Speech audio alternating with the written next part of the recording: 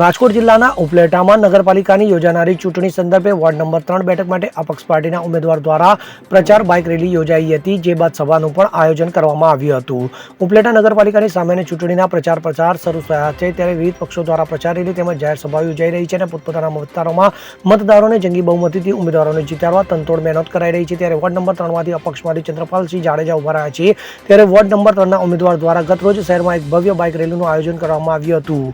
ત્યારે અપક્ષમાંથી લડી રહેલા ઉમેદવાર ચંદ્રપાલસિંહ જાડેજાને હંમેશા લોકો વચ્ચે રહી લોકહિતના કાર્યો કરવામાં અગ્રેસર રહેતા ચંદ્રપાલસિંહને નગરપાલિકાની આવનારી સામાન્ય ચૂંટણીમાં વોર્ડ નંબર 3 માંથી જંગી બહુમતીથી મતદાન કરી વિજય બનાવવા માટે અને ઉપલેટામાં ચંદ્રપાલસિંહ બહુમતી લાવવા એક ભવ્ય બાઇક રેલીનું આયોજન કરવામાં આવ્યું હતું, જે બાદ સભા સંબોધવામાં આવી હતી, જેમાં ઉપલેટાના વોર્ડ નંબર 3 ના આ બાઇક રેલી આદર્શ સ્કૂલ પાસેથી ચાલુ કરવામાં આવી હતી. ત્યારે આ રેલી વોર્ડ નંબર 3 માં ફરી તે દરમિયાન મોટી સંખ્યામાં લોકો ઉપસ્થિત રહ્યા હતા.